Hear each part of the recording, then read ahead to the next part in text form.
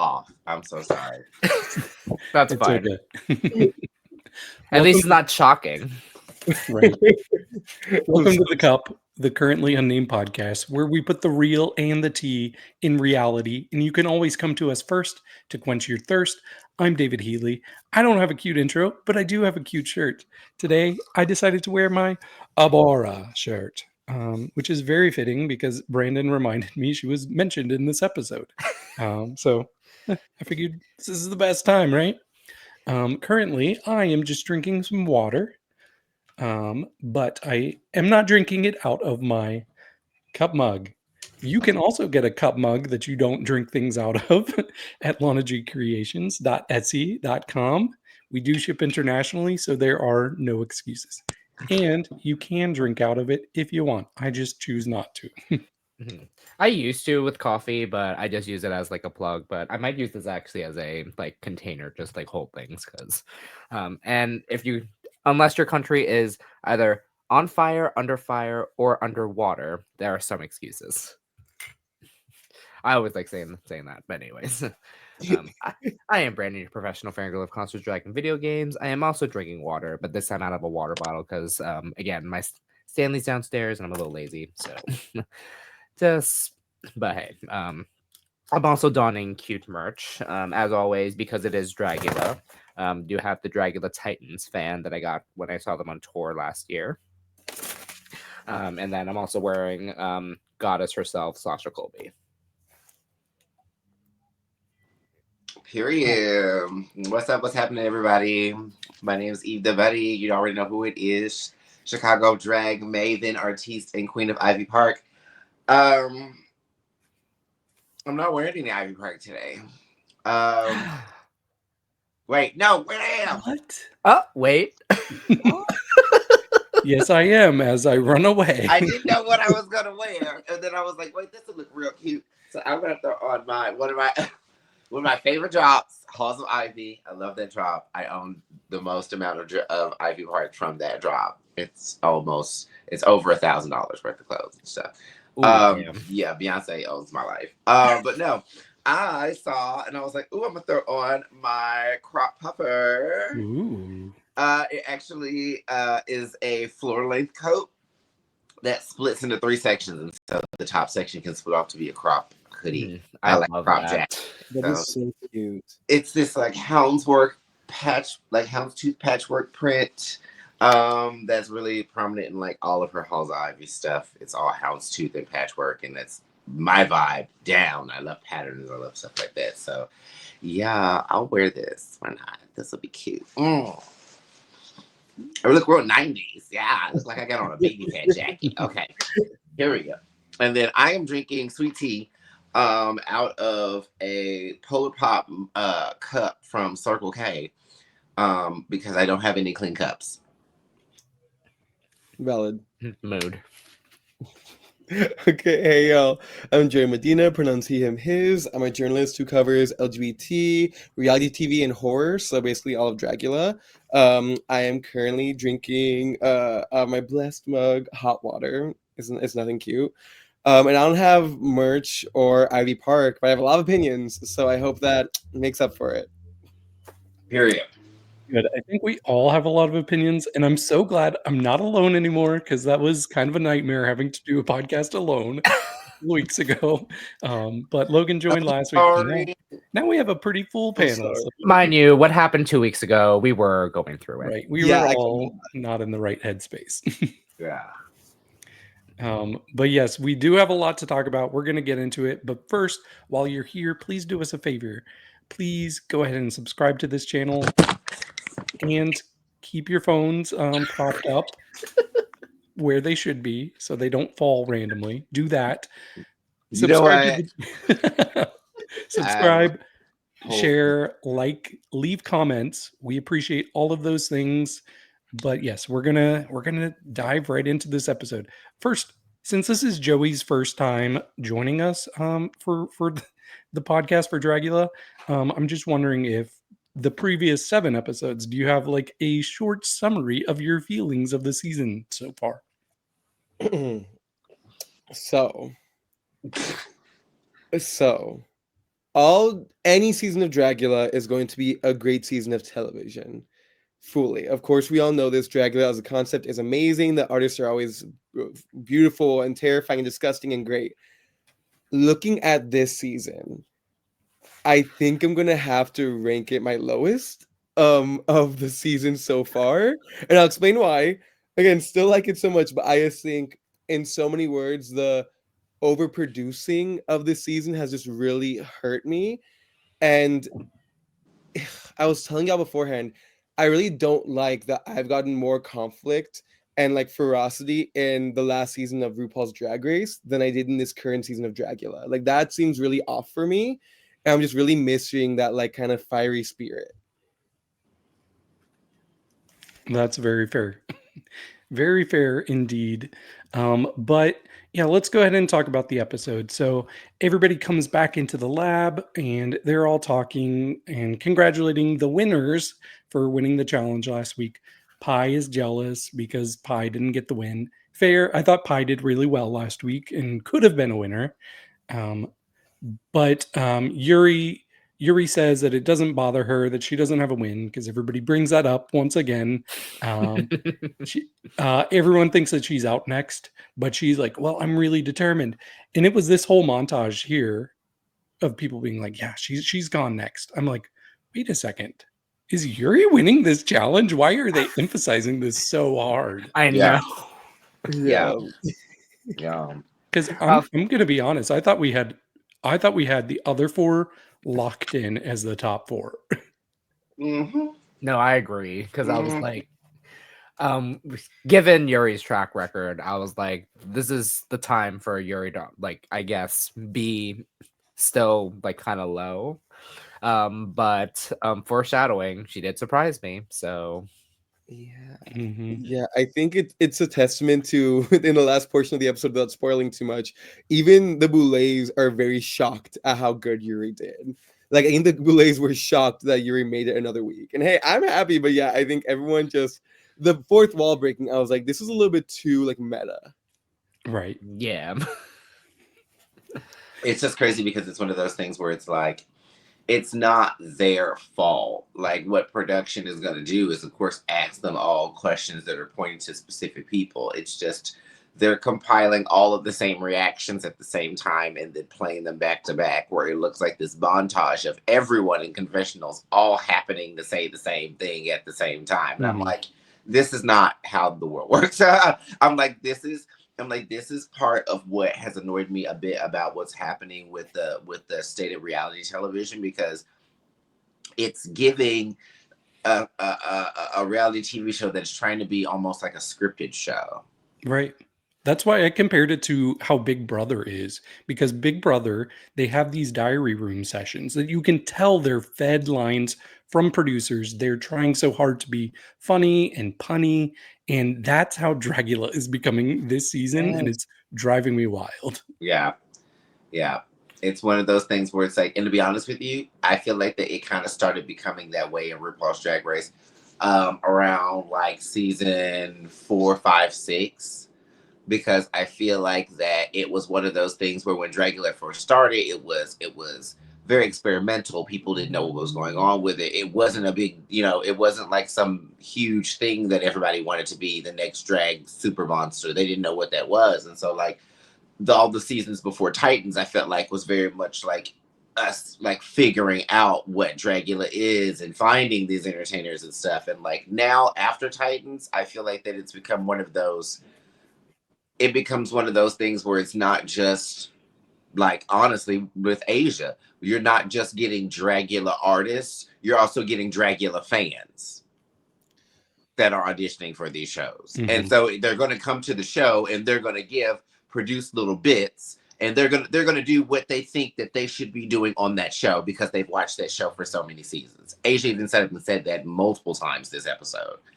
It's one of those things where I'm just kind of like, that's the sticking point that ends up happening with it, because now it's losing a little bit of its authenticity of all this stuff being raw because people are doing what they think they want us to see on Dragula.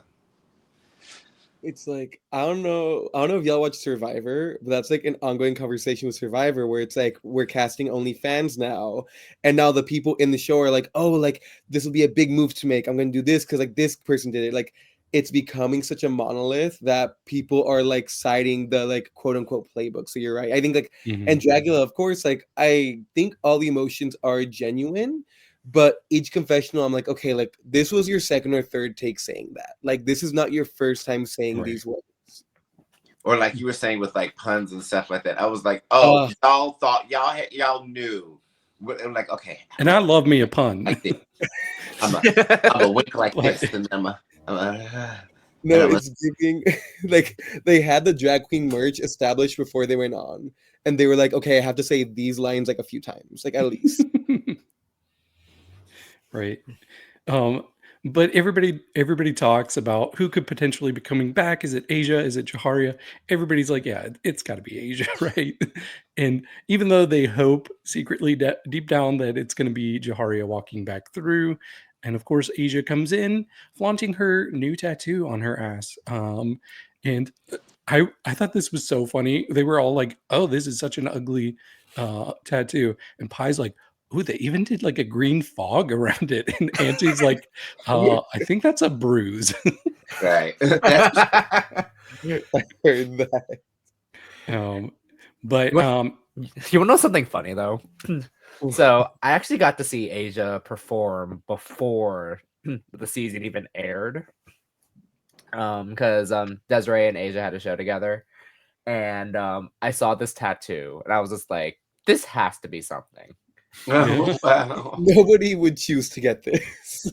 Yeah, I was just like, I saw that, I was just like, what is that? And then I was like, wait a damn minute. Now, and here's the funny thing too, I've seen Jaharia as well.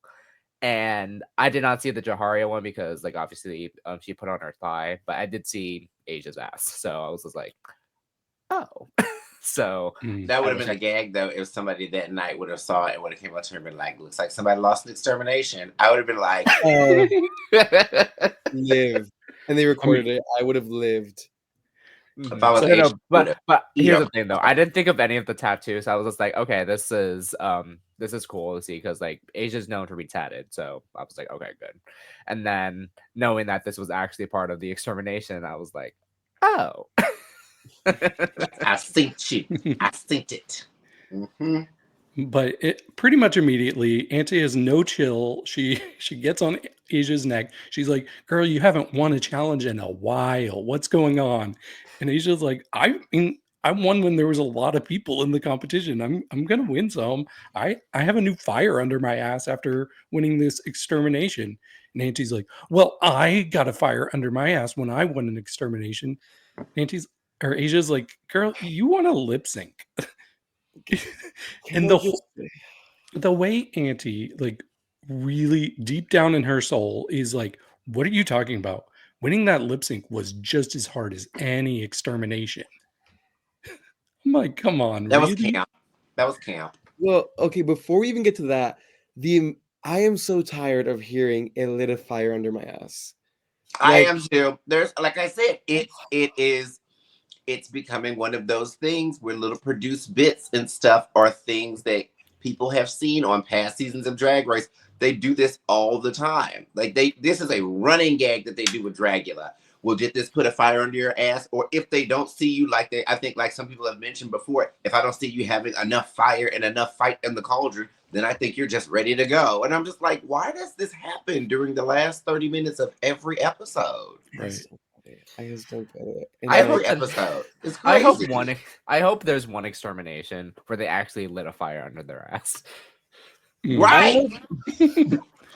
I hope someone comes in and is like, yeah, like I'm fine, nothing's changed. Like I think that'd be iconic.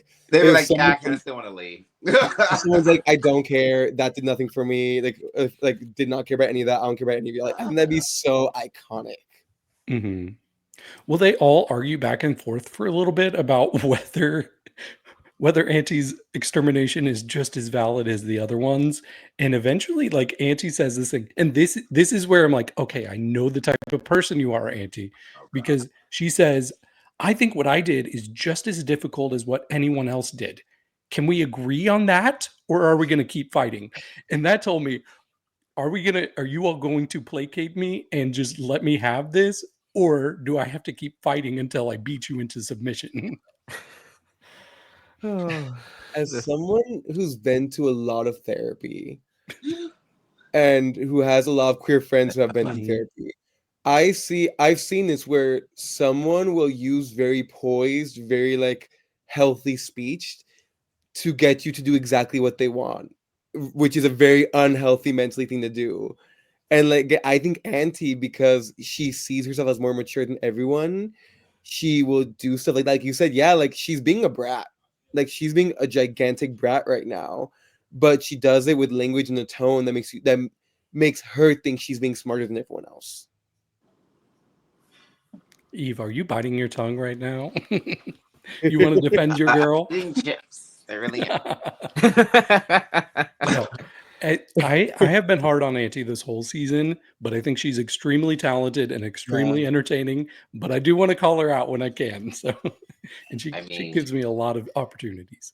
I'll put it this way: I have not performed with Auntie in a long time.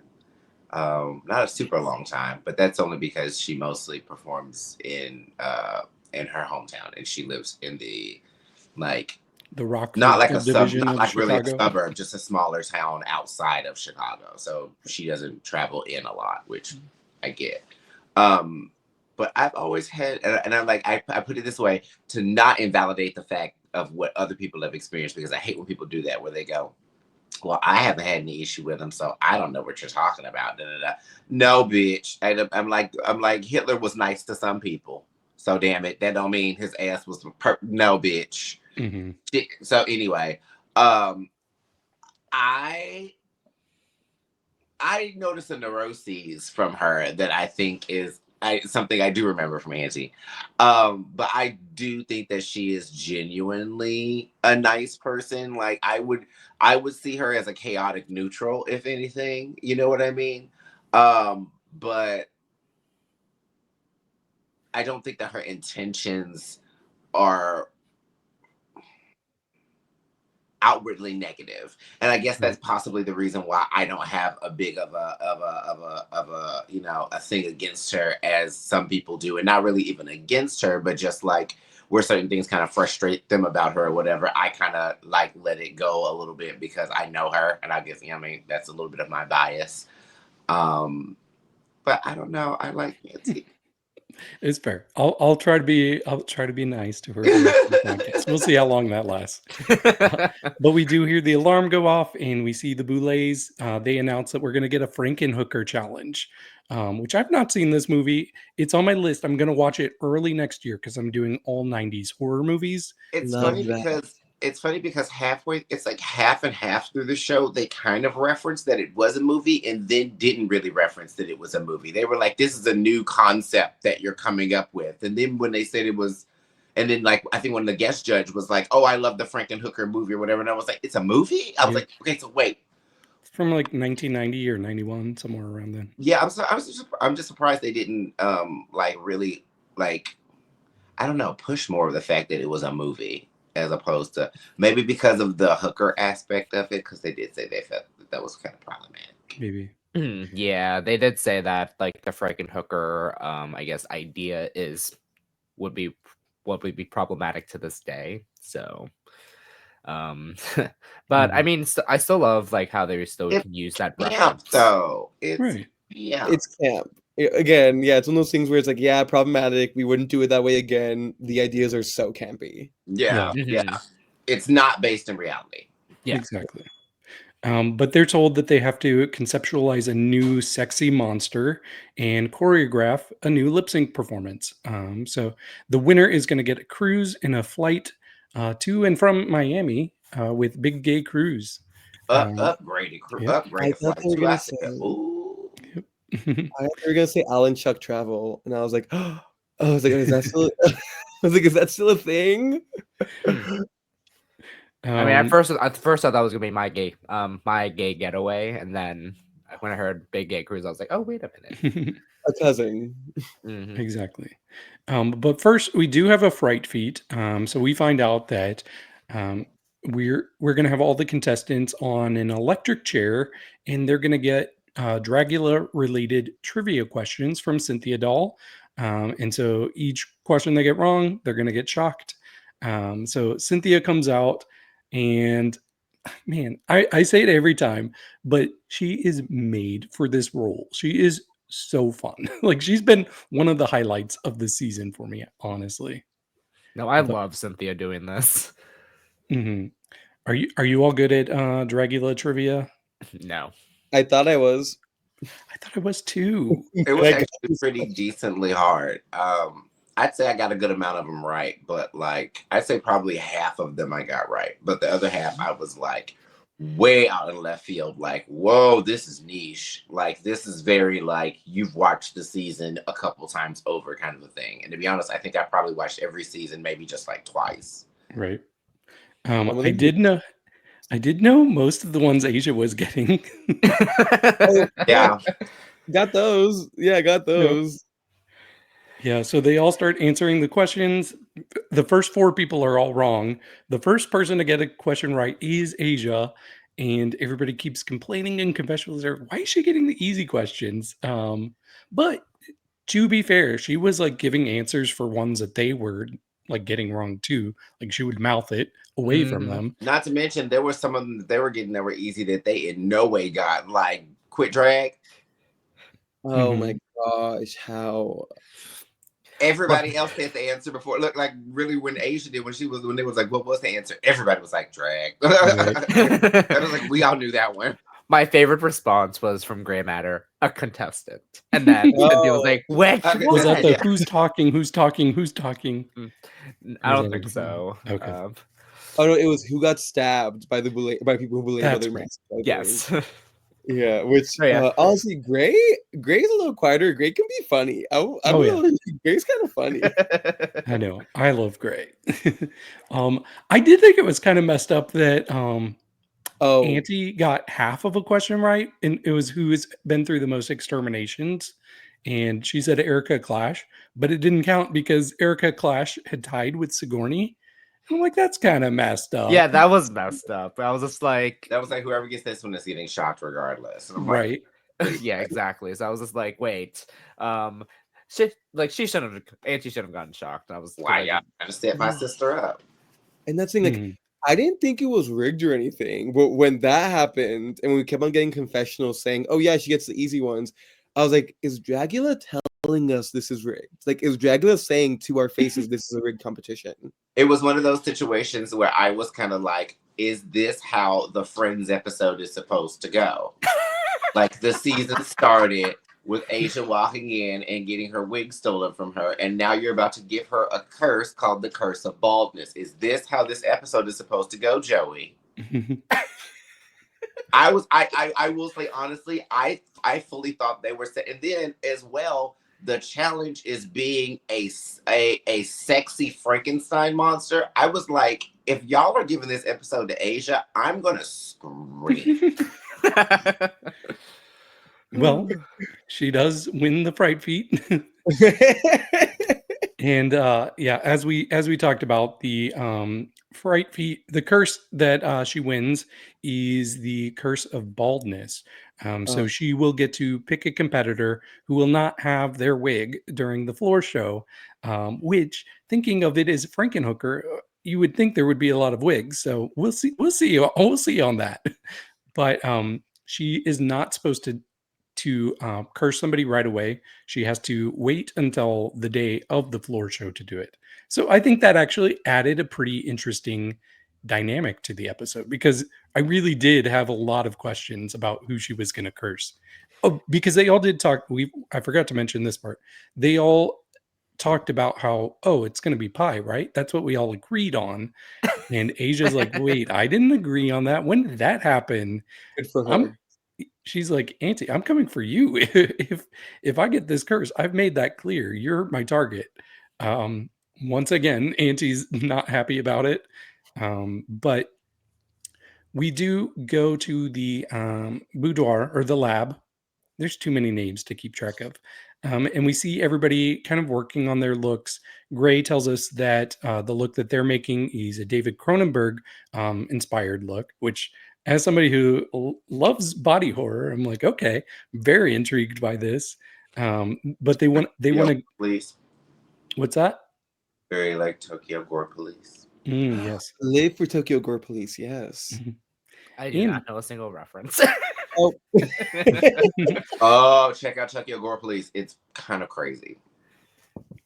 Gray also tells us that they're going to have boobs and heels this time. So I know Eve was happy to hear that, weren't you? I was like, oh, you're going to do a femme presenting persona. I was like, okay, this will be interesting because I didn't want it to come off clunky. You know what I mean? I mean, I'm not saying that he had to walk out and be able to just like strut, but like I was very happy with what they ended up presenting. Yeah, I like that I'm seeing more versatility when it comes to them and how they're presenting their drag on the runway now, where it's not so masky so much. Right. And not like mask M-A-S-C, like mask like M-A-S-K. Like it's not a whole bunch of like it's not a whole bunch of prosthetics over the entire face for everything. You know what I mean? Like they're wearing heels. Like it's they're going for the drag aspect of Dragula as well too, and I'm living for it. And doing a real good ass job. For sure. We see Auntie working on her look. She says it's very pop art inspired and Rocky Horror inspired. She's going for a cartoon vibe, and she starts adding some white highlights to it. And then we see Yuri working on something. She wants to make use of a lot of blood, some hairy legs. She's confident that she's going to do well because she knows that this is performance-based challenge, and she's got a lot of like secrets in her tool bag that nobody knows about. But Asia's looking around the room. She is trying to scope out who has wigs, what kind of wigs everybody has. And Yuri is very smart and hides her wig. Then we see Pi and Asia talking about how they think her look, they think that Auntie's look is built around her headpiece. And they really want to get... What's that? Which it wasn't. Yeah, well, this makes me really confused. That would surprise me. I was like, it wasn't. Because I'm like, wait, does baldness mean you can't cover your head at all? I think so. I think that was it. Yeah, I think it was like you can't have anything on your head. Okay, that makes more sense because I was like, wait, what wig was there to steal from Auntie? I mean, when the curse name itself, Scalpus Wiggerata, it's just like to snatch a wig, which I'm like, there's no wig in Auntie's look. So not to mention like the way that Auntie did their makeup underneath the mask that they had on. I'm pretty sure they could have just done that over their whole face and put like it would have been fine. You know what I mean? I was like, I don't think it would have been that. It didn't. Them saying that it was the whole costume was built around that wig made me think that the wig was the focal point of Auntie's look, and it wasn't at all. Can y'all think of one curse that like really hurt someone? Because I can't. Not this season. Not this season, no. So, I mean, even last season, I don't think maybe Cynthia's. I don't think it's ever really impeded on. Like, I don't think anyone's gotten a curse that's put someone like. Because I'm trying to remember. Oh, wait. Okay, it wasn't this season. It wasn't last season. When J. Jolie won that curse and put Betty in the bottom. Oh, okay, but that curse, like the last time that was actually like, really hindered somebody. Okay. Why are they not doing that one again? Oh no, they did the second episode, right? First episode was Scylla. Yeah, but no, do but it she again. decided to save herself instead of put somebody in. But instead of I think put somebody in the bottom. You see, that was a bad time. Do it when the monsters know each other. Do it when they have like beef with each other. Yeah, do it in the middle of the season. Well, they did that, but I think that was like episode maybe like 3 or 4 though. I think it was the premiere. No, oh, you mean this season? Yeah, Yeah, this for- season. This season. Yeah, for Okay. this season it was the Yeah. premiere, and then for the one that Jade had, it was 5 because that And was how- like the whole drama of it all. And how iconic, again, not to go back, but how That's how Betty iconic went was home, that too. moment? Right. Hmm I Like think the problem is like the curses keep going towards the production favorites. So I bet they're like, we don't want this to screw over Gray. We don't want this to screw over Asia. How can we make this have as least of an impact as possible? But it just bums me out because like this one, like I love the addition of 5 minutes before because that means that people can try to plan around it, but some people might not. So you could ruin someone who already has a full look. And then we're not there yet, but what happens? It just bummed me out because I was like, I really Yeah. thought, I really thought like, and when we get to it, I thought there was a way that could have happened that could have been iconic. And as many times have happened this season, they choose not to do the iconic thing. What happened? It turned into an old All Stars Ben de la Creme. That's basically what it turned into. But It no, was, I that's what was I'm waiting talking for them to cut to a confession of Trixie Mattel just going, what just about. And that's what I'm telling you, like, I'm so sad that like in the past like no, actually not about like last one had some gaggy moments. This season of Dragula, I'm like almost any season of All Stars had more gags and more like fighting than this season of Dragula. Mhm. Yeah. Like the biggest gag they had was the damn chicken. And I'm like, that's the biggest gag you had? Someone throwing a raw chicken? Which was gaggy, which was They've had amazing. y'all eating pig balls, but you think that the biggest gag out of this whole season is someone throwing a raw chicken? Like, I mean, I think it's pretty iconic. It I is mean, I think the iconic. biggest gag would have been Majesty versus Desiree, but as we know, didn't get Right. that. True. right? But now we're at the part of the episode, and I think I'm starting to figure out a dynamic in this season that I'm not liking, and it really is everything's like circling around Pi and Pi's alliances. And I'm wondering if maybe I'm going to like the episode better now next week now that won't be a factor. But we do have Pi go to Auntie and they're talking about the alliance, and Pi wants to get it off of their chest that they never actually agreed to the alliance. And so Pi actually it starts off with Auntie saying, "Oh yeah, I'm still holding true to the alliance. I'm still keeping you." And then Pi goes, "Hmm."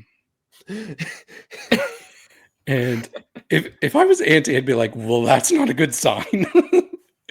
I'm just like, well, like Yeah. there was something telling in there, and I'm just like, okay, because we know that Pi and Asia had something, but Right. Oh my god. I wonder is Wait. that going to get discussed when what's the name comes back? I wonder if she's going to say like blab and be like, so me and Pi had an alliance, and then Anthony's going to be like, well, me and Pi had an alliance. Ooh. Maybe that's when I'll tune into go like 3.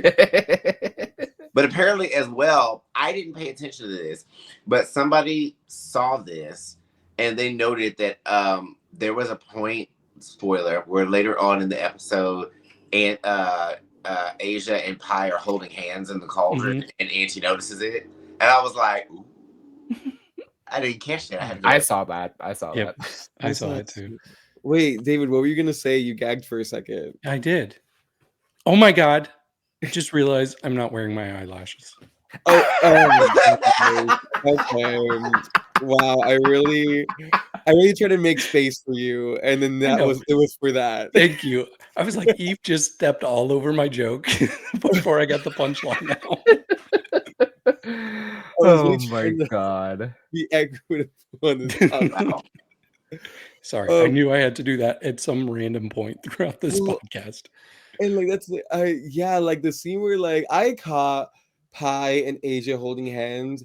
I don't think it's gonna amount to anything because I think like because honestly, looking at like what we're seeing, I feel like Asia and Pi aren't hiding that much that like they're besties. Like every episode, I feel like we see at least one scene of them like off on their own together. Right. And the room's not that big. The room is not that big. No. The room is not that big at all. And I'm just like people, and they've also had like those private like chats in the Cauldron. And I'm just like, which by the way, like this is just a systemic issue with Dragula. I don't like the Cauldron. I want everyone to stay in the same room. So no, like you don't get to hide your shady conversations. Do it in front of everyone. So that way if people hear you, something happens. I like that. Yeah. Because No, 'cause, like- honestly, the Cauldron is where everything feels the most scripted, honestly. Yeah. Again, when we go back to episode 3, when they had like the moments with the Cauldron, and then the Majesty moment, and then it was just like the Alliance talk, I was like, 3 things happening all at once, and that confused the hell out of me. And then with this, I was like, okay, this seems very calculated to where they're trying to do like the same thing, but obviously cater to like the contestants instead of the rooms. So it's like, so what's happening here? Yeah. So this is where Pi decides to come clean and say, hey, I didn't agree to this alliance. I don't think I'm up for it. And she tells us that she thinks Auntie's taking it very well. Meanwhile, we get a confessional from Auntie where it becomes just a montage of her complaining about Pi not agreeing to this alliance. And I was like, okay, this does feel contrived. It does feel scripted, but it's still fun. So I'm I not was too like, mad this at is it. this is the Friends episode, the one with the this. The one with the this. The one with this. No, No, I was living for this editing. The one where Auntie can't trust Pie. That's all of these. This whole episode was 5 Friends episodes put together. And I just love that, like what you said earlier about Yuri, Eve. I was like, this didn't happen in one day. Like, this is like 10 confessionals you put together. Mm-hmm. Yeah. very much. Very much. Sorry to ruin the illusion, listeners. I'm sorry I I'm know. shouting. But I was still living for this editing because I was like, what is happening and why am I obsessed with this? So we And then started off the episode with the one where Asia came back. Then we got the one where it was the one where Cynthia shocks people. And then now we're at the one where everyone's in an alliance.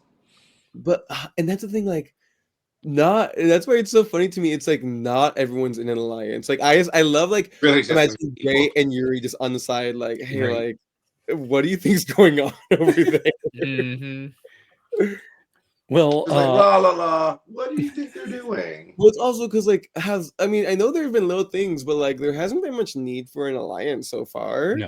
No. there really yeah. isn't. And I'm some like just the like person that okay, honestly needs somebody on their side in an alliance is Auntie. Hell, because everybody wants her ass gone. everyone's having issues with Auntie. It seems like. Everyone wants Auntie gone, and it was like, why is this gang up on Auntie episode? Like, what happened, y'all? Dang. Well, honestly, and again, I don't want anyone to gang up anyone, of course, but I think about like not to go back even further, seeing JK get targeted so much that season really hurt. Like, I hated that, especially because I didn't think they deserved it that much. I think there was a lot going on in that, and like I'm not saying Auntie deserves like that level, but there have been many moments I'm like, why are people not calling Auntie out? Like, why are people not telling Auntie stuff? Like, they say in confessionals, and like I'm just. Auntie has done stuff this season that deserves calling out, but for some reason, I'm not gonna say scared because I don't know if any of these monsters would be scared of anyone. But for some reason, they're not calling her out, and I don't get why. I'm gonna assume they're gonna wait until the reunion to talk this shit out. I don't even know if we're getting one. If there is one, but I've heard rumors that there won't be one. What? Yeah, I don't know. Allegedly. It's usually episode 9, which would be the next episode. But I know for a fact that the competition is still going next episode. So. That I hope we get. I love Dragula has an amazing reunion every season. I hope we get one. That would suck. Yeah, I agree. But next up, we do see Asia go up to talk to Auntie. Auntie says she's very nervous because she knows that she has a big target on her back, and they kind of start to talk about walls being up, and Asia tells Auntie that she feels very close to everybody here. Like, this is the closest friend she's felt like she's had in drag for a while. But the last close friends that she had in drag were back in Portland, and She ended up finding out she couldn't trust them, and one of them ended up assaulting her, and so she's had her walls up ever since, which is very fair. I can understand that, but Auntie says she's been hurt too, but sometimes you just have to take a risk and trust people, and if you do get hurt by people, you have to just remind yourself that there are still good people out there, even if you're hurt by one person. So complicated conversation, but I think it made an impact. If Asia doesn't win, I'm gonna lose. And not this idea. It's like she's such an amazing character on television, and like, and it looks like an amazing person. Like, just like her, I really, really hope she wins. She's my winner pick. Like, this just kind of drove it home. Like wow. I agree. Although if Michael Block, our friend, was here right now, have you heard his thoughts on Asia? He's not. I heard some of them, and do I agree with all of them? Definitely not. Love you, Michael, though. Well, the next day, everybody comes back in. Asia is doing more pacing around, and she finally sees Yuri's wig. She's like, "Wow, that's a lot of hair you got there." And Asia begins to read the scroll and place her curse, and she curses herself. Where's my little bit? Oh, cursed Asia. I was very confused at first. I was like, because she starts off Asia consent and then reads the curse. I'm like, okay, who's it going to be then? But I forgot that her saying her own name meant she was cursing herself. I'm like, oh, okay. Yeah. So anticlimactic compared to when Erica pointed at a Bora. Oh my god. Also known as the episode called the one where she says her own name. Yep. Love that. This is where we're at right now. We are at the one where she says her own name, where Asia actually falls asleep watching a mockumentary episode of RuPaul's Drag Race All Stars when Benda LaCreme self-eliminated herself.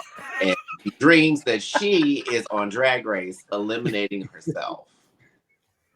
Oh my god. And on the end of the episode, she wakes up and she realizes that it was all a dream and it was never real. And she goes on to walk onto the set of Dragula for this episode. And then it fades to black.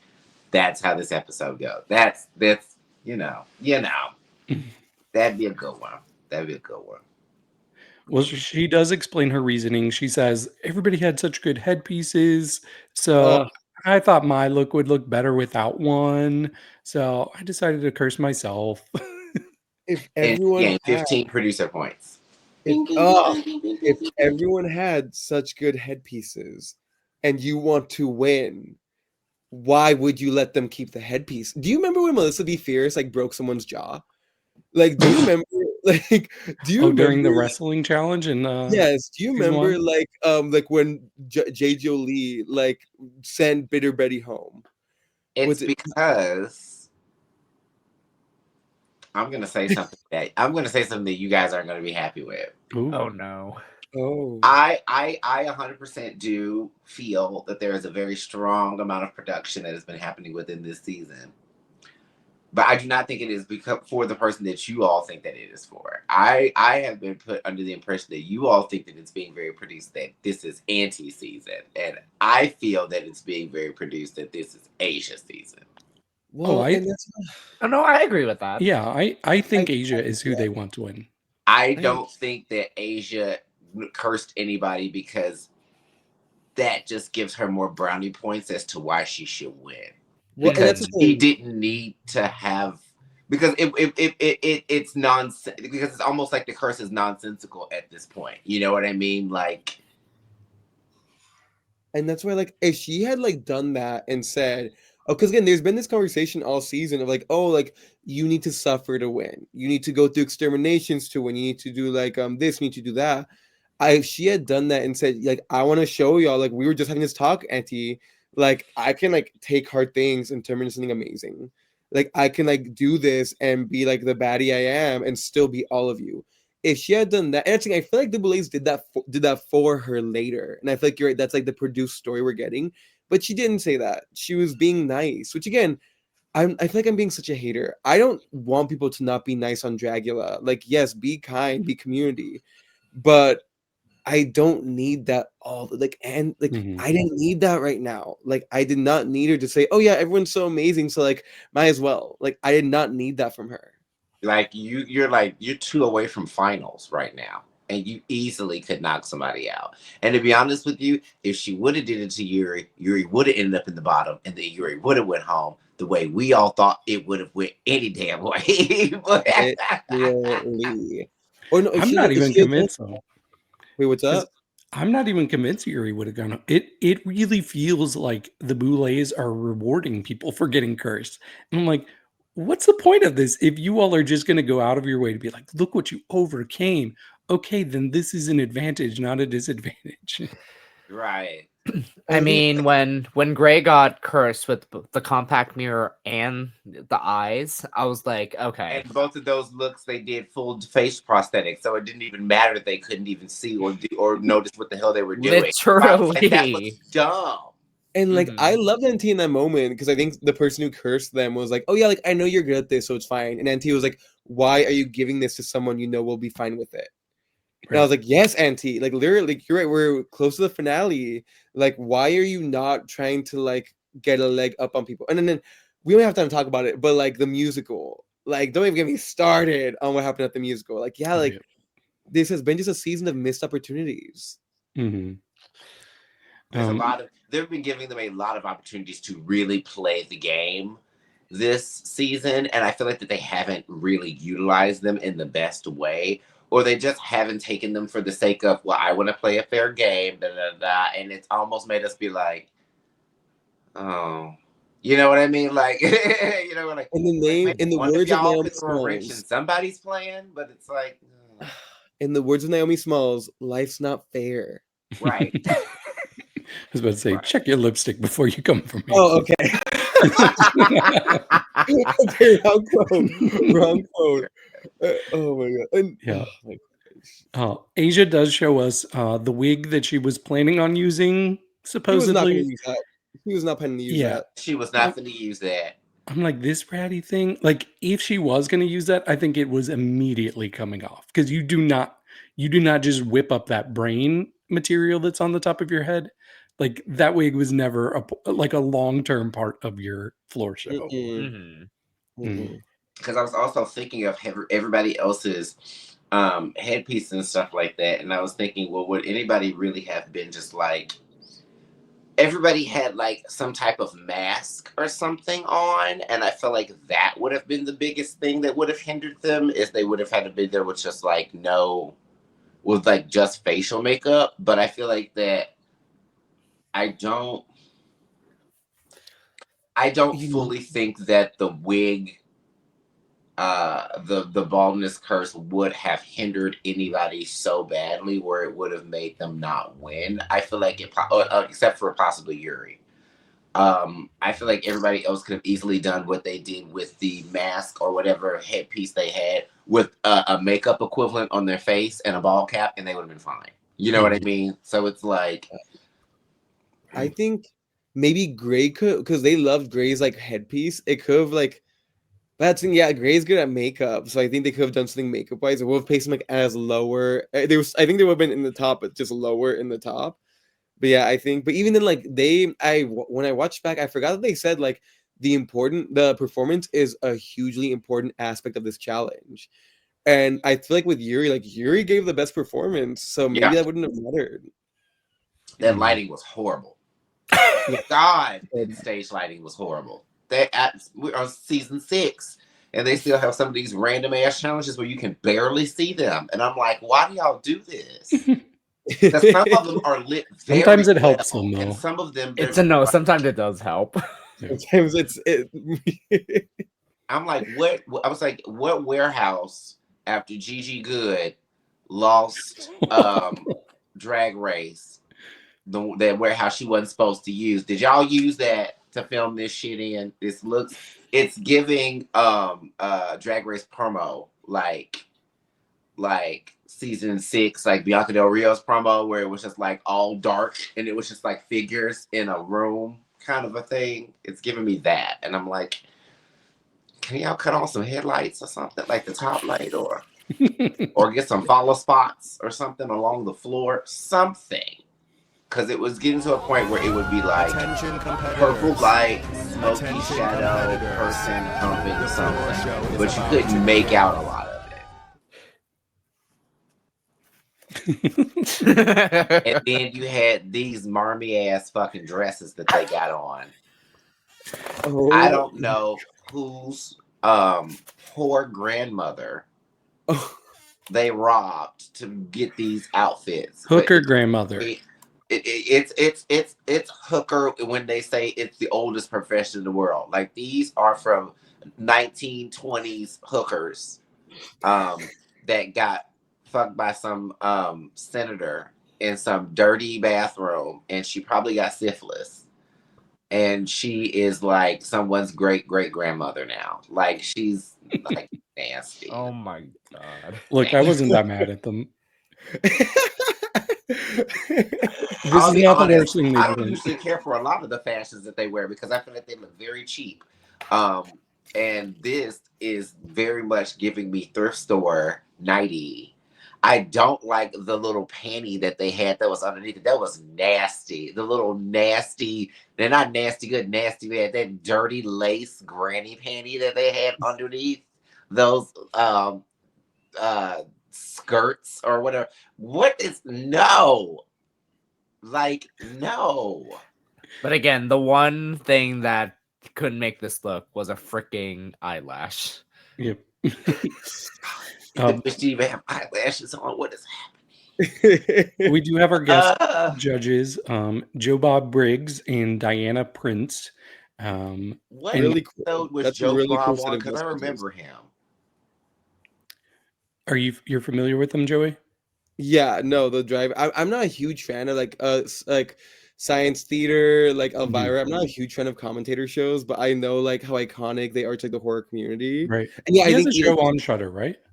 I think that they had an older show. They revived it for Shudder. Yeah. Okay. Joe Yeah, it's not Bob like was things- on. Joe Bob was a judge on a previous episode. Which one was it?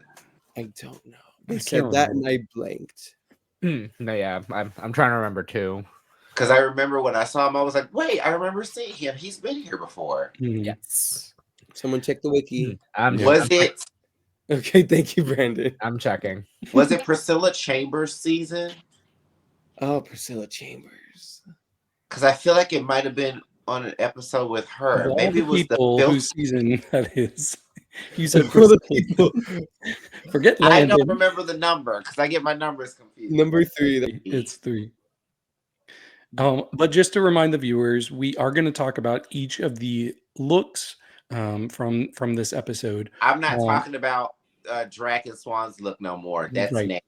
I'm done with that. We're going to talk about the competitors' looks over on Look Over Here, which will be dropping soon. So please keep an eye out for that, where you'll hear our full thoughts and our scores for each look. But I will quickly show them just so they're fresh in our heads. But we're not going to comment on them. We're just going to look. Ooh, Frankenhooker. Floorshow theme for Rankin. So we have Asia Consent. We have Anti-Heroine. We have Gray Matter.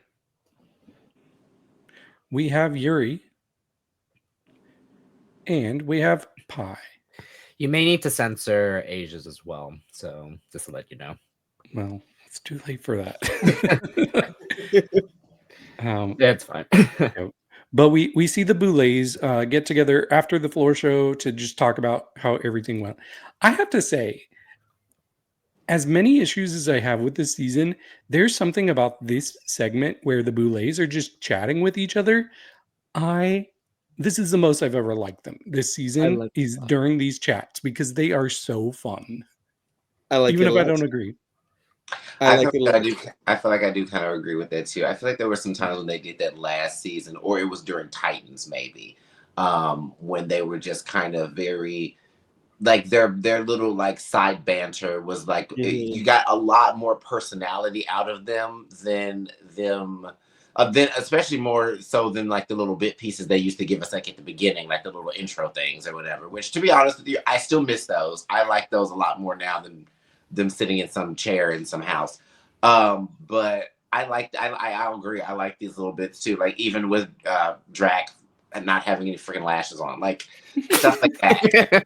Like, Well, just again, what it's just to such do a that. gag. I just hated that, like the way that like they said that, and I was like, I didn't even notice it, and then you brought it up. Kind of wish that we would have gotten more bits like this from them since the beginning of the iteration of this show, because I feel like that it could have really built up a lot more likability. Not saying Yeah, that humanizes them a bit. yeah, it's like it to me is almost like the campy wackadoo-ness that Mama Pow has from Drag Race Philippines. It's like that's why I am obsessed with her, is because she is a nut. You know what I mean? And she knows she's one, and she's kind of okay with letting you know she's one. And it's like we're getting to see their goofy side and their nutty sides now. And I'm like, if you guys have always been like this, I wish you would have shown us. Like, you know what I mean? But I'm glad we're getting to see it now. I want to see more of it. Like, hell, why don't y'all have like a spooky version of where y'all literally just do stream consciousness stuff They like have a podcast. on the side? Like, oh yeah, I forgot. It's good. Is it like that though? Yeah. They have a lot of banter. They have Ian there. Are they So funny? I think so. But a lot of what they do is complain about fans complaining about the show. Yep. Love that. Yep. As they should. No, as they should. Like that's so. That's why I think like it's been the inverse for me. Where like I'm honestly okay that like they spent the first few years on like their very scary personas, because like it was building a brand. Like they were not that well known. They built a brand for Dragula. We are the like I will always remember in season 2 when they did like that outdoor photo shoot. And they're like, oh, like if you like get a heat stroke and die, like please come to our. I'm not gonna say the word. They're like, please come to our trailer because we want to see what a little bitch looks like. Like, just I love that persona, and I think I've loved seeing them kind of. It's kind of the inverse of RuPaul, where like RuPaul was very like human early seasons and became like a robot later on.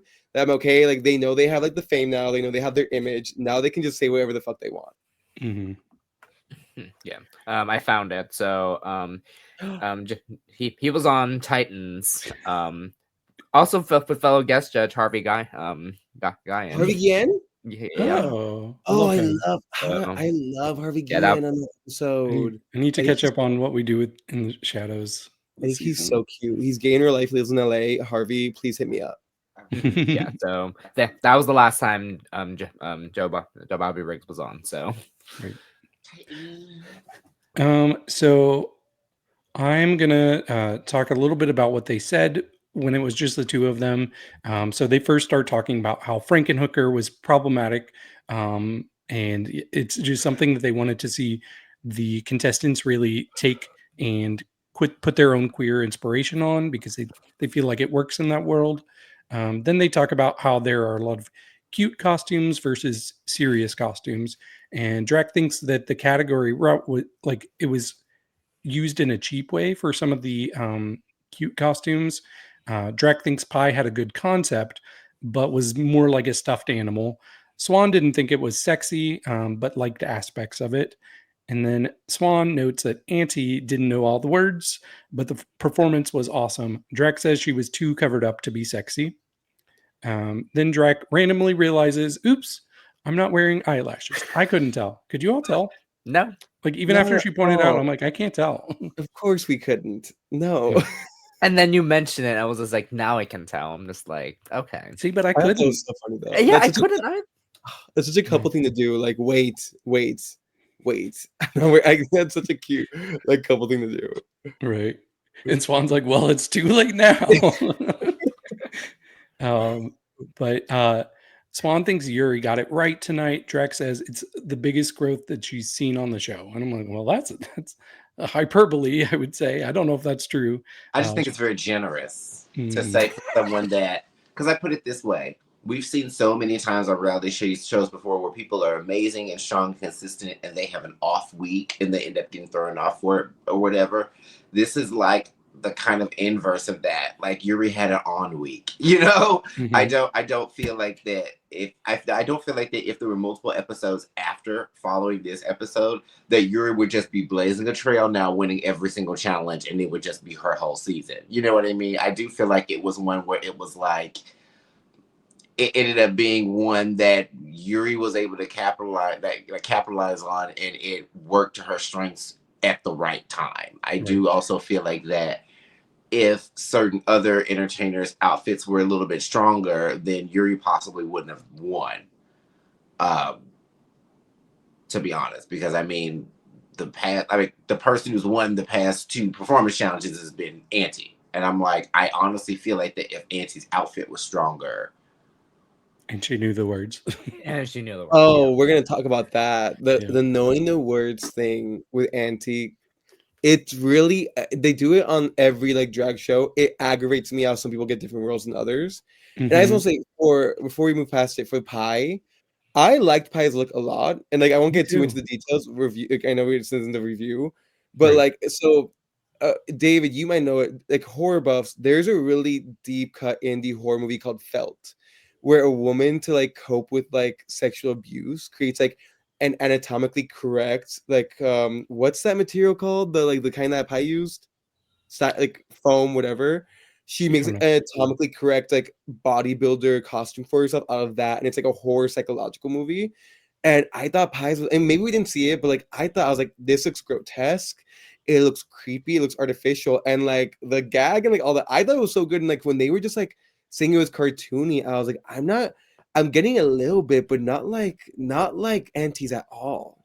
It did have, I wouldn't say Auntie's was more cartoony because of the color. Pies to me was more cartoony because it almost was like if Floop made a Frankenstein monster from Spy Kids. Like that's kind of what it was giving me, especially in the face. Like it was very much one of those things. And I was like, that I kind of get. But I do feel like that they took more of a mask route than anybody else did, and I feel like maybe that's not what they were looking for. Because they did give like Himbo Frankenstein, which I got, you know what I mean, and it was valid for the challenge. But like, I don't know. Man, that's the thing. It's like, why does Gray get to wear a mask every other week, but Pi gets penalized this week? Yeah, Pi barely wore masks. Wore masks. Yeah, I'll just go ahead and say it. Pi actually had one of my top 2 looks for this week. So really, yep. Okay. I would. I was getting a little Monster Eliza Sue from it. Oh my gosh, no! When they as a queer man, when they turned around, the shakes that went through my body. Mm-hmm. I was like, we'll get into it. But finishing up Yuri, I thought this was a really funny comparison. Drac said that her performance was almost like watching Rose on the Golden Girls, like do this wild dancing, and then she like stands up and it's her face, but like it clearly wasn't her doing the dancing. Yeah, no. Damn. But which is kind of a roast on Yuri, by the way. That's kind of it is. Like, wow, we can't imagine that you could do this. Swan thinks Asia's look was ill-fitting, but the anatomy gave Frankenhooker. Drac liked her drive. Oh, the part where she's driving and has a big arm out on the side. See, I didn't even understand my own notes for a second. Drac thinks the curse worked to her advantage, and Drac also loves the shocked breasts that Grey Matter had. They said the floor show needed titty sparks. So, yeah, Gray did what the hell needed to be done, for real. Really, my other top 2. Because when he hooked them titties up to that car battery, I said. So paying attention, we know David's top 2. Yes, we do. Oh, bitch! I said Gray might win this. Like I literally did. That was so good. Like, yeah. But also, this is once again another time when I felt like that production was playing into the fact that Asia didn't do the best, but still, they still had her as one of the top 3 people. Well, okay, I thought Asia did really good. I did liked too. Asia's a lot. She was in my top 3. Spoiler. Once I saw, Yeah, I once know. I saw I love it David's top fight three. when they were all on stage, I didn't care for it as much. Well, the judges bring all the contestants back to the stage and they let them know we're going to be judging mostly based on the performance. And that's when I was like, oh, yep, I know where this is going then. The way they were hyping up Yuri's performance, yeah, she's definitely winning this. So they go through, give everybody feedback. This, what is his name again? Joe Bob Briggs. Yo, Bob. When he was talking to Asia and he just like said it with the most like sincerity, he was like, I'm looking at this and I'm gonna have sex with it or whatever he said. I was like, come on, guy. Like that was just so out of nowhere and it just cracked me up. And by the way, shout out to what's the name of the other guest judge? Her name was Diana Prince. She was dressed as Frankenhooker, so I like shout out. That's so cute. Yep. I love that. That She is was dressed as smart. Frankenhooker from the movie. Yeah. Yeah, the only thing I recognized, and that was it. So, Mhm. and what is her full name? Because I didn't like.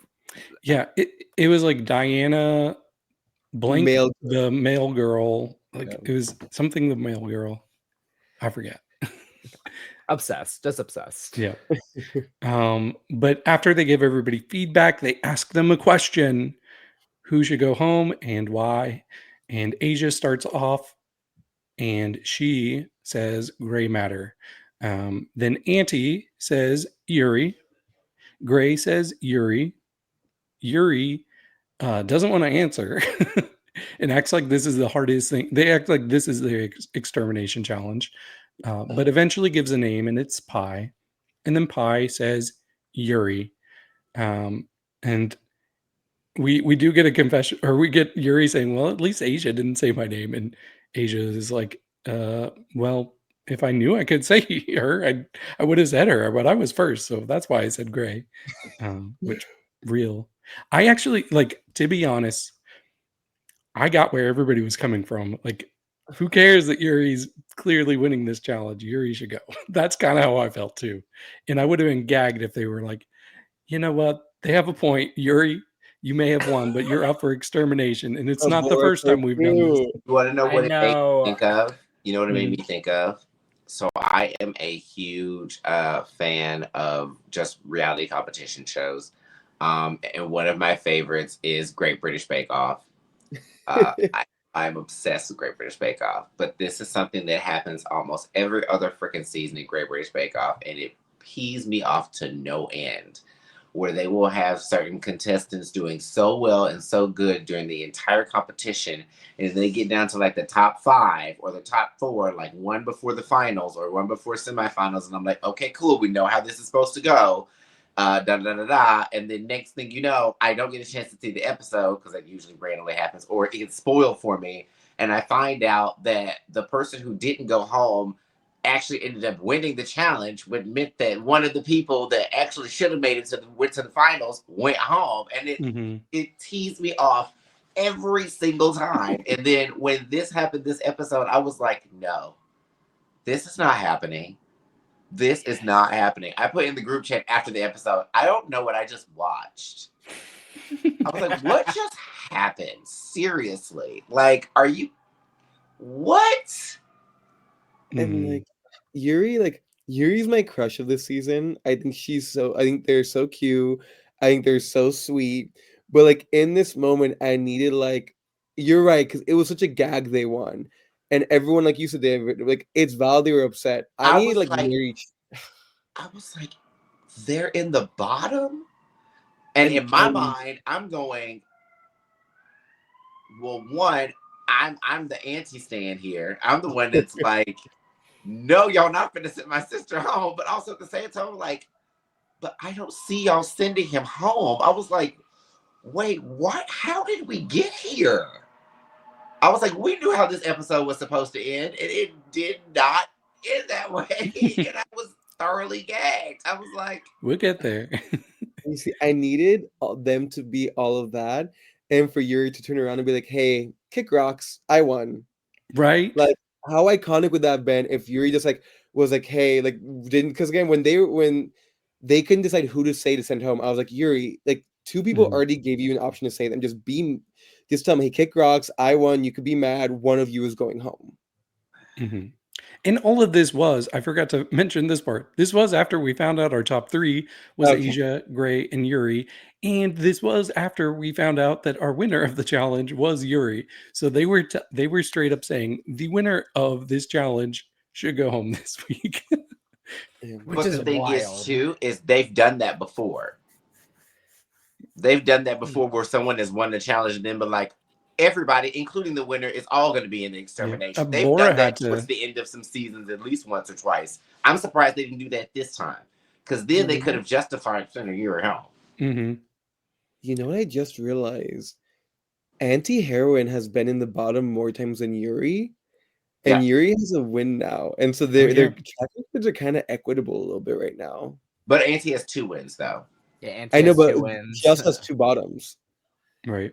Yeah. Yuri only has 1. Right. But Yuri has a lot of lows seen and them, saves. but I always look at it this way when I try to like put people on an even level. I always say that bottoms and wins cancel each other out.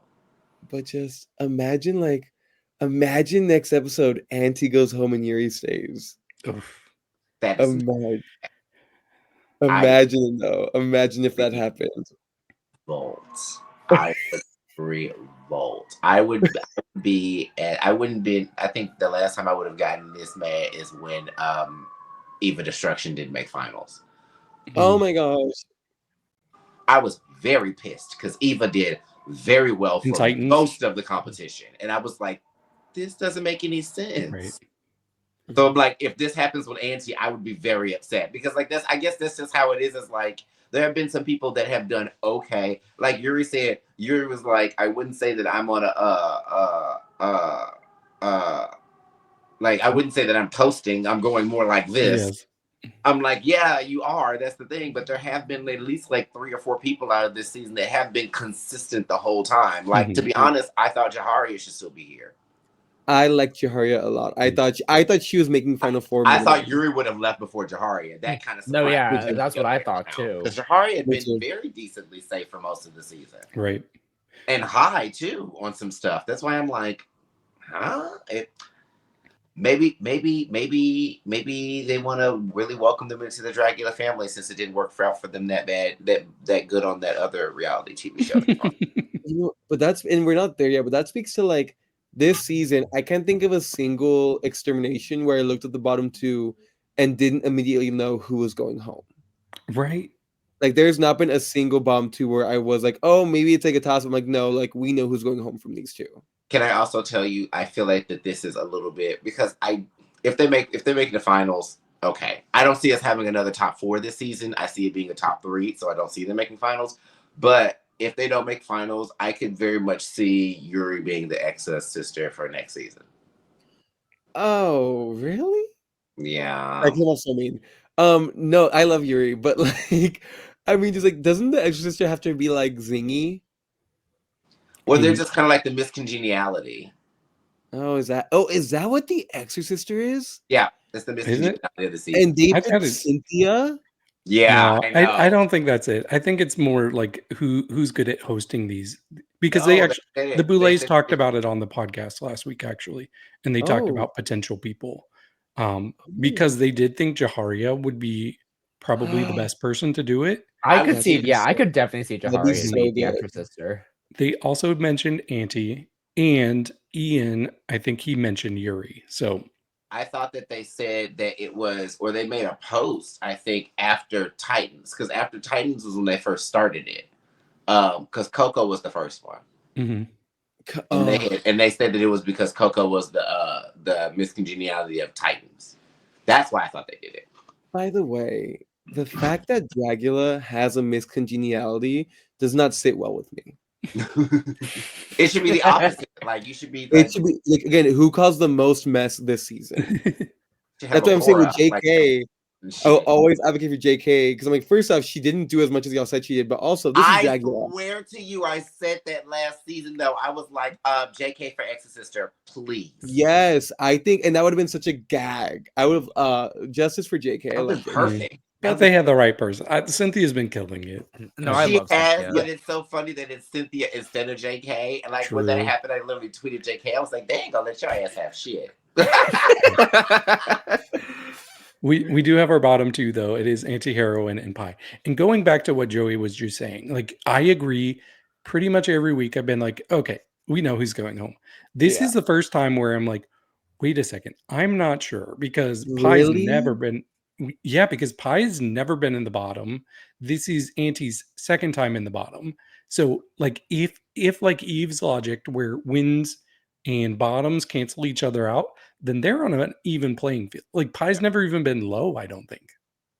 And I think that this speaks to the like I love myself.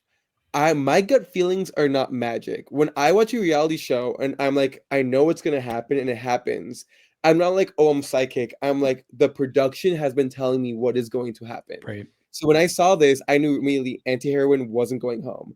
And Yeah. she didn't. Yeah. And That's so where I this- was yeah.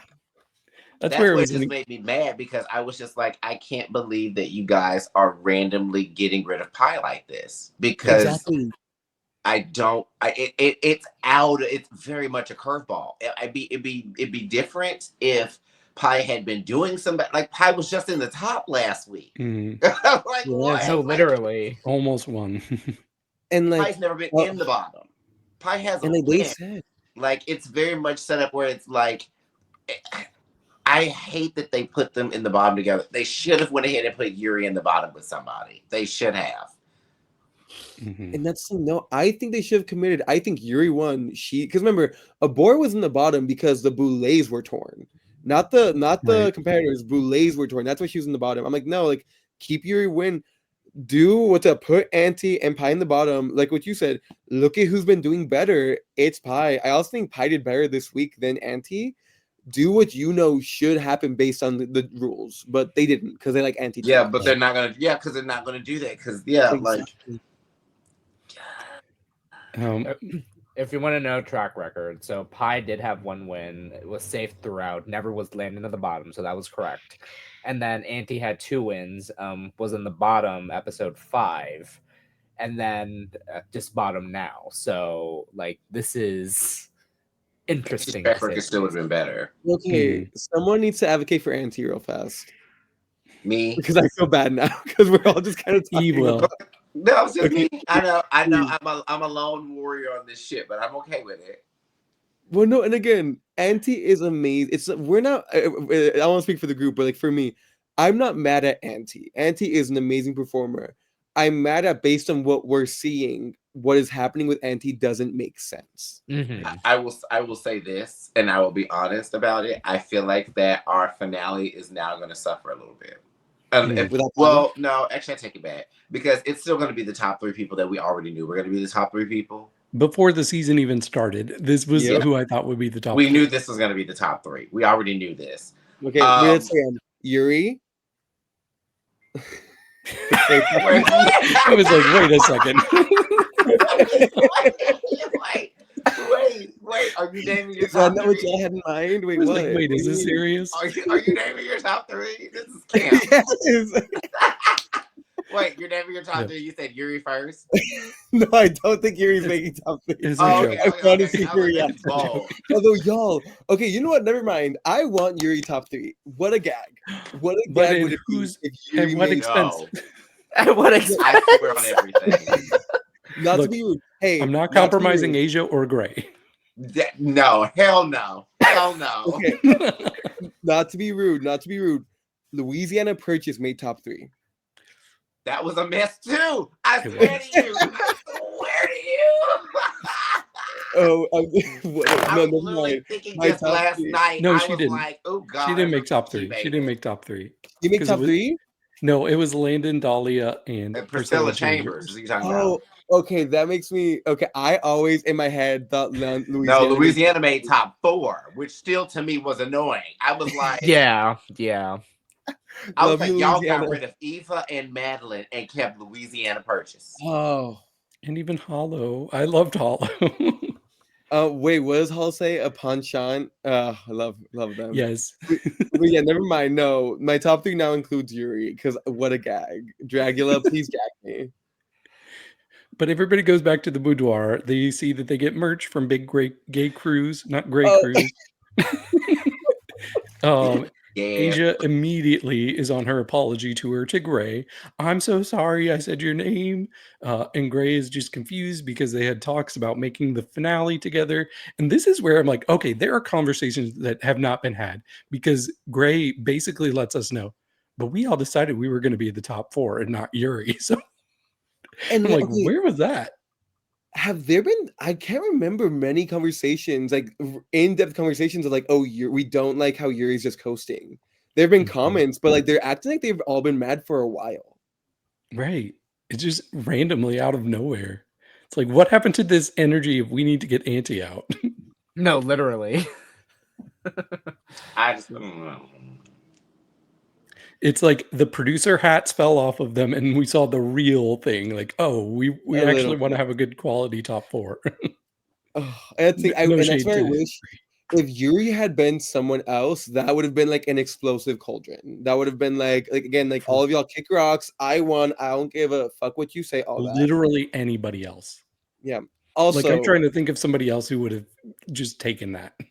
literally, I'm really a little bit.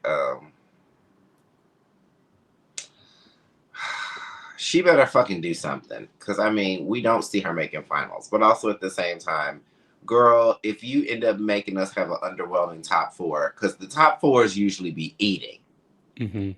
except for the one with Louisiana, but the top 4s be eating. We will never ever forget the top 4 challenge of season 2. oh my god, With Victoria Elizabeth Black and Jay's Majesty and Bitch Pudding and a boy. That was insane. That wild. like stuff like that was the kind of stuff where I was like, and that was just season 2, and that was like, oh, if the rest of the seasons keep going like this and just progressing, it's gonna be like knockdown, drag out type stuff. This is very much gonna be like, okay, so there's 3 people that are gonna make in this episode, and then there's her. Mm-hmm. Also, not to derail the conversation, but when I saw that they got swag bags in the Cauldron, I laughed very hard. Because I don't know if y'all have ever been to like a work conference where they give you like those like like We have those some extras, bags. girl. Here you go. A duffel bag. You got you some sticky pads. I thought that was so funny. And yeah, okay, go back to what you were saying. Is I wanted to comment on that because it needed to be known. But yeah, just I mean, Yes. I think, and like they always say, it's again not to like always bring it back to Drag Race, but you know how they say for All Stars, they're like we always have one girl who we know will go home first. Like we are like people have that theory that each All Star season has like a girl that's built in to go home first. And like with Yuri, like I'm really hoping that's because I'm telling you, I like Yuri a lot. I think Yuri has shown some good drag. Again, she's in my top 3 now. But just, yeah, it's giving very like, okay, we put someone in there who people will feel okay saying goodbye to. But they probably are thinking like, oh, fans are going to be rooting for Yuri. Fans know Yuri. Like maybe they are like, we got to do fan service here. Maybe they did do that. Maybe they did that because they felt, because if they would have, there could have been a chance that if they would have had Pi in the top 4, that Pi could have possibly came with something strong enough to take over one of the top 3 that we think is the produced top 3, and then they'd be like, oh, now we can't get rid of this person. Look, So I just know early. I just know there's somebody out there watching that's like, hey, I use you all to actually recap the episodes because I don't watch myself. Why do you all keep spoiling who went home? Sorry. I'm so sorry. No, probably people don't do that. But you see, okay, and that's what I think. I talked to someone about this. That's what's upset me with this season of Dragula, is that like we all said, each episode we know who is not going home. Like I'm sorry to be that person to keep on comparing to other seasons. When Astrid Aurelia went home second after winning the first episode, like that showed that season, hey, it does not matter how good you are. It does not matter what you've done before. If you mess up, you are going home. And to see this season, so again, we didn't talk about, but Auntie got critiqued twice about not knowing the words in performance challenges that they said both times. These are very heavily performance challenges. Mhm. And both times it was like, oh, well, you know, like you're anti, so it's okay. Like it's really I bummed don't me out. fully think it's that. I think that it's what she's serving is strong enough that it's like if that's the only thing that she messed up on, yes, we get that you messed up. But if that wouldn't have been a factor, you could have been someone that would have won. And I feel like that's the difference, as opposed to you gave us something that was pretty C plus any damn way, but because it's you, we're gonna act like it's A plus and act like you can't make any faults. And maybe that shows But that blame first other off, people. I don't think Auntie did that good in the musical, so that's why I'm also that. And I think okay, I don't get that. either, but I think Yeah. they were possibly basing it off like her characterization and her look compared to the other people that were in the group with her. Because Yeah. I want to be really fair to Auntie. Like maybe the reason that she forgot her words during this lip sync were because she was still remembering that Vivi was offbeat in the group thing. So that's probably why. And like legit that It's it's like Vivi's fault. Auntie, this is the second time this has happened. Like one time, okay, this is the second time this has happened. but also this time is different because the first Yeah, because the first time it was like actually live. This one was a lip sync. Yeah, you're right. The first time was harder. This was easier. No, the last time she just literally forgot whole freaking words and said nothing. I'm This old. time she probably mumbled like once or twice. She didn't just stand there and just go like she actually was mouthing something. So like I guess that's for me. She was watermeloning all up in there, and just.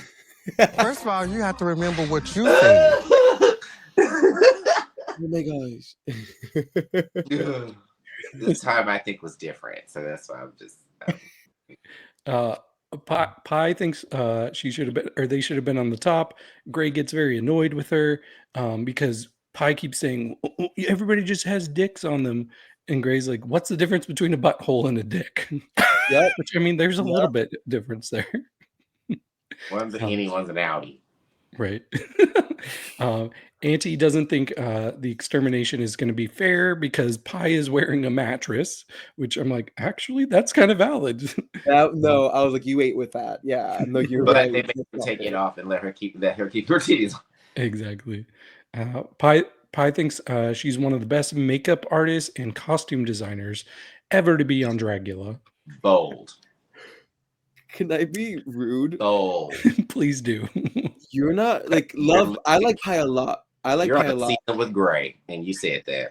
They're not one of the best on this season. No. Like that's that. I wanted. I wish we'd seen more of that Pi throughout the season. Like, let's see the Pi who thinks they're better than everyone else. Let's see that character. I love that. I feel like we've been saying that a little bit. Really? Maybe I haven't been talking it. I've been too distracted by everything else that's angering me this season, so I never really caught that. I feel like that. Like everything, like with Pi being like, "Well, I'm sorry, Jaharia, I was the leader of the group, and I know it was." No, you weren't. Even you just sit over there and have the audacity to come up to Asia after she wins and goes, "I think we should be in an alliance together." Da, da, da, da, da. I'm like, you think very highly of yourself, my dear, which is not bad because what you were giving us was sickening.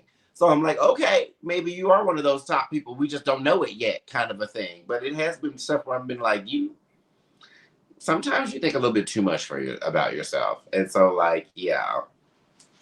I was gagged when he said he thought he was supposed to be in the top this week. I was like, I agreed. I agreed with Pi. Honestly, I thought they would have been safe. I thought they should have been safe. right. I think they would have been safe, but I did think that they looked like a Spy Kids monster Frankenstein thing. We'll get into it. I'll look over here because I have thoughts for sure.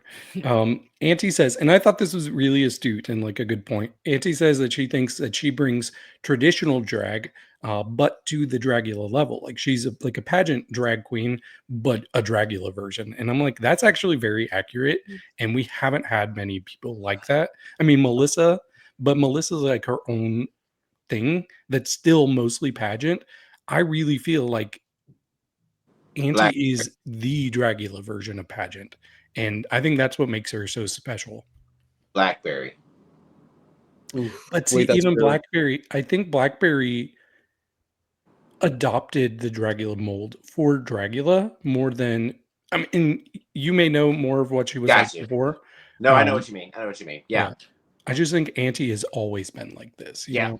You're right. You're right. Yeah, no, I see that.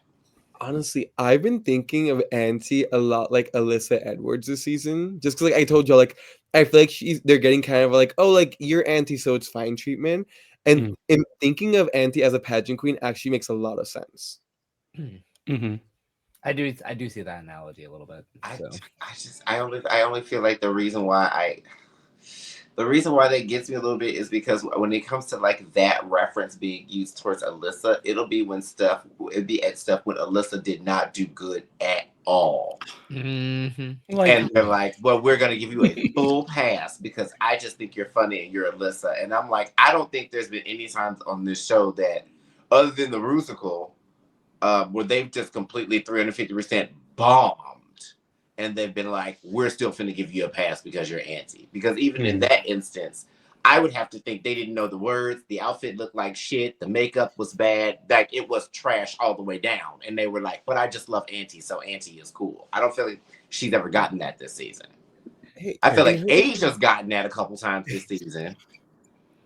You know what? Where they were like, you weren't particularly sexy. You didn't know all the words when you were standing on top of the train. You still look like you were doing some of the stuff we've seen you do before. But I just think you're so sexy, Asia. And da-da-da-da-da-da. They've said that a couple times.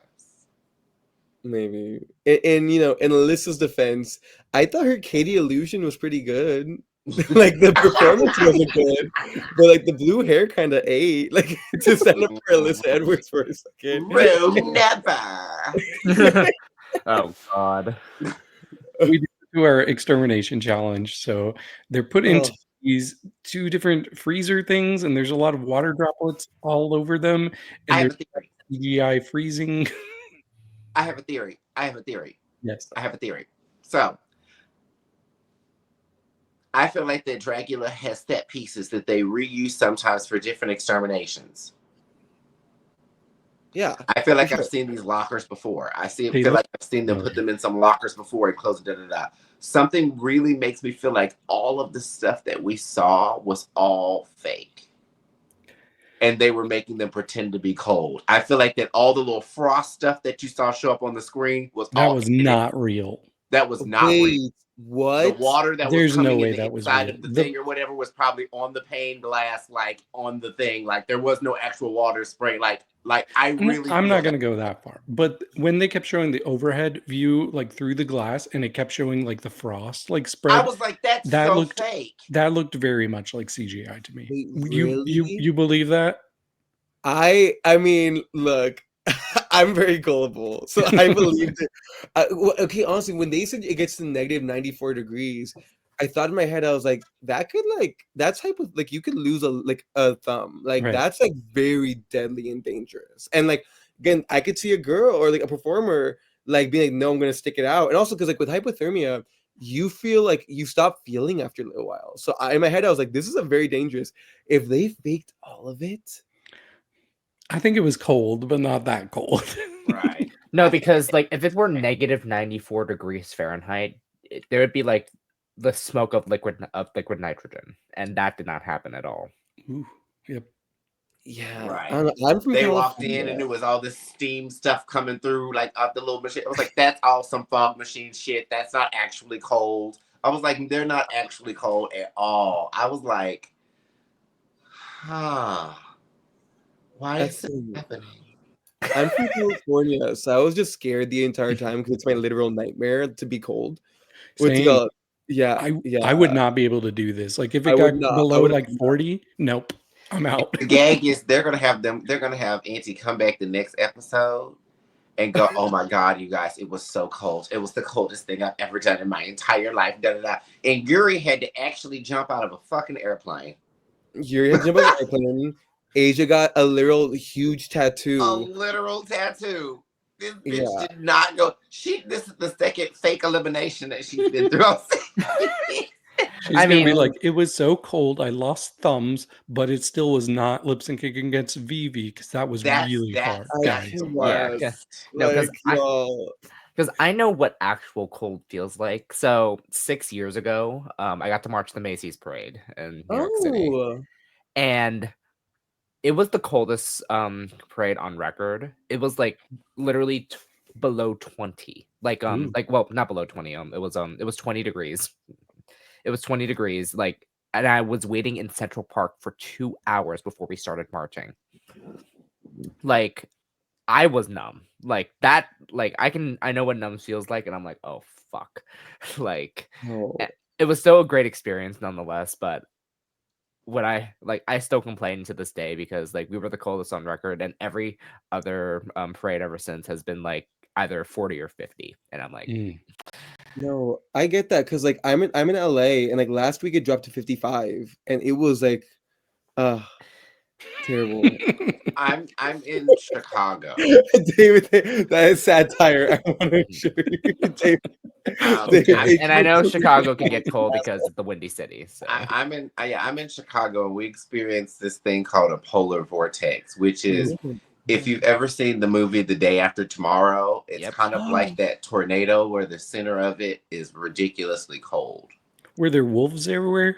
No. No. They're all, well, yes, but there always are. It's so dumb, David. That's neither here nor there of the weather. That's of the culture. But anyway, Damn.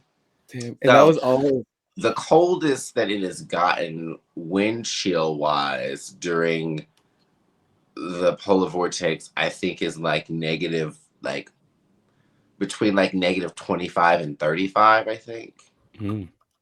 So that's like kind of insane because like by that point, like I had a leather jacket that I was wearing once, and like after being outside for more than 10 minutes, my jacket started freezing on my body, like to the point where I couldn't move my arms and stuff. And I was like, what's happening? But then I also had to realize, I'm like, oh, well, it's because of the fact that it's made out of leather, and leather is skin, and skin has moisture to it. You know what I mean? So it can freeze. So like, it's not like it was like a synthetic coat or anything like that. And I was like, this is insane. Because I'm from Memphis. I'm from the South. So I was like, never in my life have I been to a place where it gets that cold. I thought people living in Alaska were like bold or some shit. Bitch, living in Chicago. Jesus. like, you know what's so funny? When Auntie comes back next week, her story is gonna be so much worse than anything said right now. Probably. Yeah. Child, she's gonna act like it actually was the day after tomorrow. She's gonna be like, and then they let us out into the frozen tundra. They didn't put us in any lockers. They took us to Antarctica. And They're gonna be like, Pie's dead. They're like, Pie died. Dead. They're gonna be like, Pie died fully. I had to eat him to survive, and he was tough. I mean, we saw the video evidence. Yeah. Not chewy. Which, by the way, the outfit they put Pie in, I thought was so like cute. It's like a It middle was like schooler Charlie song. Brown something. I think no, I think that's Pie's actual T-shirt. That's just like his clothes. So it's just Right. like basically like he just got frozen during the extermination, and like that was how he was Just a exterminated. striped T-shirt. Yeah, it I was so like, cute. Because I think that was the T-shirt that Pie wore like under. Dude, that was a t-shirt Pie Yeah, wore that was in the t-shirt that he wore when he was in the extermination. I was like, this Yeah. is so disrespectful. I feel like to Pie. Like, Well, kind of like, I How believe dare that what you. Pie wears in the cauldron, or what do we call not the workroom? What do we call it in Dragula? It's a lab. Boudoir. I feel like what Pie wears in It the was a boudoir. boudoir. It's a lab now, and Okay. the cauldron is where they go for like their untucked. I believe that what Pie wears in the lab is what they actually like to wear. But you know, we all like to wear just like chill clothes sometimes, like basic t-shirts, all that. And we got to see Pie's like pajama clothes, and that is so disrespectful to die in. I don't think that they've ever even done that before, where they haven't justified someone with an actual death. They were like, we'll just show what you look like after the extermination. Like, you were just found. That's your death scene. Like, neither of us need to even be there for it. It kind of had a fit in theme with that, even though the other exterminations wasn't like to that theme in a way. So I was Ooh, like, although- because like again, still to this day, when Desiree's death was just getting a camera smashed in their face, I was like, that's it? Right. It was very much like some of these They deaths. I was funded like, him. y'all paid it. Like, No, because like to this season overall, like I mentioned in our Discord, like my favorite death scene is Aurora's. So That's Mm. fair. That's fair. I am okay with Aurora's. I would put hers second a little bit to Jaharia's. I like Jaharia's. no, yeah, I did I like was, Jahari's as well. I was so. very interested with just like this. It was one of the first times that you saw them kill someone and them not look like themselves. Right. Oh yes. That actually leads into what I want to talk about. So, if you don't want to know any, like, this is not a spoiler. This is a format like thing. But if you don't want to know anything, skip ahead like a couple minutes. But on the Boulets podcast last week, they were talking about that, and Swan had a lot of fun getting to do one of the kills in the extermination, and they were like, what about you, Drek? Like, don't you want to do any? And Drek's like, oh, well, I like directing the kills. And then Swan's like, yeah, but Drek does do one of the kills in the exterminations that's coming up. Ooh. We didn't see it. So that tells me one more person is getting exterminated. We're not having a top 4 this season. Period. Wait, I But thought- also at the Wait, same I thought time, Drac killed Severity.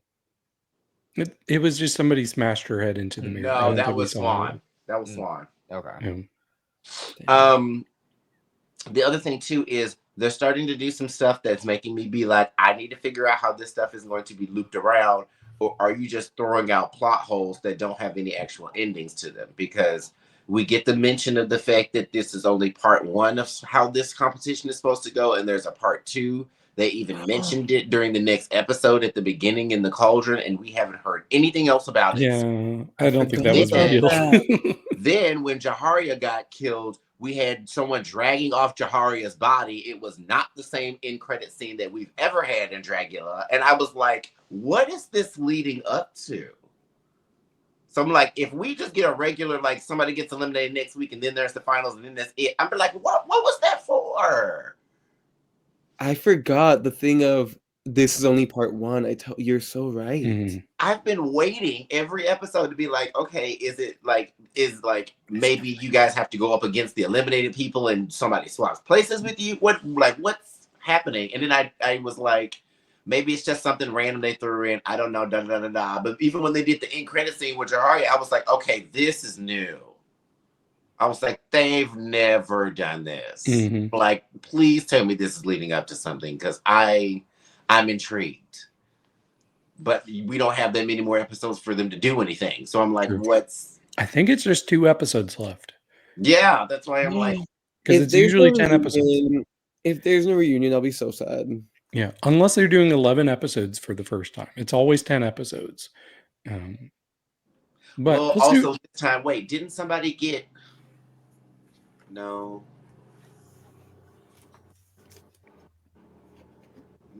that's also weird too. We had 2 people go home one episode.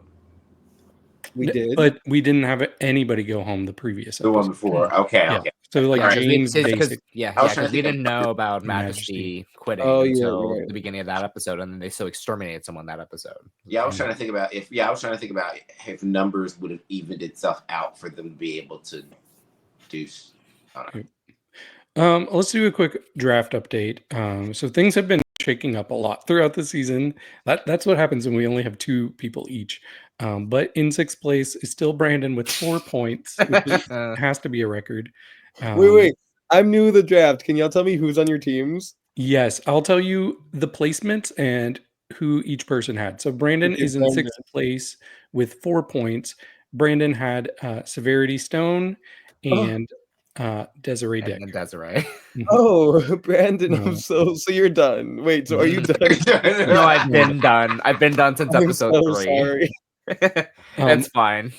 Brooke is in 5th place with 22 points. Brooke had Jaharia and Scylla. Yes. So Brooke is out. So I think the rest of us are still in with a person each. Wait, maybe one person is not actually. Okay, yeah. Fourth place is Eve with 37 points. Eve did have Aurora, or no, No. you had I had right in front of Majesty and you had Majesty, and you still have Anti-Heroine. And then I'm in third place with 39 points. I had Vivi the Force, and I still have Gray Matter. Mhm.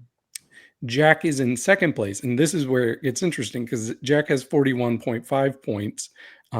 Jack had Aurora Cosmic and Pi. So now Jack is out, Oh, meaning no. Logan is in first place right now with 51 points. So 9.5 points above anybody, and has Asia Consent and Yuri. So, So open shut case. Logan has won is this there round. a chance that like one of y'all can win it? No, it is impossible. Give the listeners some hope. Say yes. Give some listeners. Yes. Give the listeners some hope and say yes. Yes, I would have to win The season. Yes, Like I would. you would- This would have to be an extended season where there's actually like 4 more episodes. I would need to well, get wins every week with Gray. if Gray or if Auntie was in the top and won next week, and Asia and Yuri were both in the bottom next week, that Mhm. could change stuff. Okay, if that hypothetical happened, then Logan would have 52 points, and I would jump up to 44 points if Gray won, and Eve would have 42 points if if Auntie also won. So we would still be really far behind. I mean, Okay. the winner of your season should get like 15 points. Like it should be like one of those annoying things where you get like double your points and it makes everything before it not matter. I think even if that is the case, I still think Logan would be getting 15 extra points because I think Asia's winning. I think Asia's winning too. Oh no. Yeah. But that is it. We had a long, eventful episode. This was a lot of fun though. So I'm glad that we got to talk out all of our frustrations. But everybody, thank you for tuning in and watching this. Be sure to check out our Look Over Here episode where we will be diving into the looks and our thoughts on the looks and our scores for the looks. Also, if you are interested and you just want to hear audio versions of these podcasts, you can find any links to audio platforms in the description below. We also have our social medias scrolling below. You can also go to lanagcreations.etsy.com where you can find merch. And you know what? All the merch had been taken down, and we had no idea until I went to buy something the other day, and we're like, what? It's not on there anymore. But it's back up. There's lots of things on there, including cup mugs. So please go check that out. Also, while you're here, subscribe, comment, share, like all of the things. And we will see you next time. Cheers. Cheers. Cheers.